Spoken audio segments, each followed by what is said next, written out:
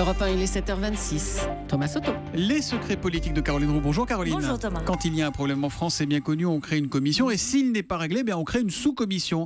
Eh bien le gouvernement veut faire le ménage. L'information politique, Caroline, c'est que vous connaissez la liste de ces commissions qui vont être supprimées et même le calendrier de ce dépoussiérage. Et je connais aussi l'objectif, Thomas, qui est de faire baisser le nombre de commissions de 750 à 470. À la lecture de documents qui sera publié officiellement dans 15 jours, on se dit que ce travail est bienvenu. Sont supprimés, par exemple, la commission interministérielle chargée de donner un avis sur la reconnaissance d'équivalence pour l'exercice de la profession d'enseignant de la conduite automobile et de la sécurité routière. Sans supprimer également le comité consultatif des prêts et dépôts d'œuvres et objets d'art inscrits sur l'inventaire du Fonds national d'art contemporain par rattachement au Centre national des arts plastiques. Le dernier, allez, un petit dernier, c'est mon préféré, et supprimer également le comité stratégique du calcul intensif. C'est tout. Voilà, c'est ça. Je D'accord. vous mets le document sur europe1.fr. Vous pouvez aller lire le nombre et l'intitulé, notamment des commissions et comités qui sont supprimés ou fusionnés.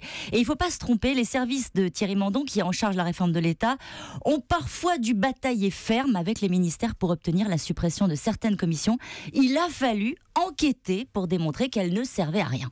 Ça va rapporter combien aux caisses de l'État? Ou plus exactement, combien va-t-on économiser? Alors c'est très difficile à chiffrer. Ce sont surtout des heures de travail de fonctionnaires qui sont utilisées à autre chose qu'à faire vivoter des commissions qui ne servent à rien. Ça ne remplit pas les caisses de l'État, mais ça le rend peut-être plus efficace. L'UMP Bruno Le Maire s'expose beaucoup en ce moment sur la réforme des collèges, d'où la question politique du jour. Est-ce que tout ça ne commence pas à chatouiller, agacer un peu Nicolas Sarkozy? Non, pas du tout. Le patron de l'UMP est tout miel avec Bruno Le Maire. La preuve dans la bataille, vous savez, des prises de parole pour le congrès de l'UMP à la fin du mois. Il lui réserve une place de choix avec un discours calé en même temps que les deux anciens premiers ministres François Fillon et Alain Juppé. Nicolas Sarkozy fait la courte échelle à Bruno Le Maire, qui est déjà passé, vous l'avez vu, dans les sondages devant François Fillon. Et ça n'a échappé à personne. Bruno Le Maire qui débattra jeudi soir à 19h sur Europe 1, iTélé et Le Monde face à la ministre de l'Éducation, Najat Vallaud-Belkacem.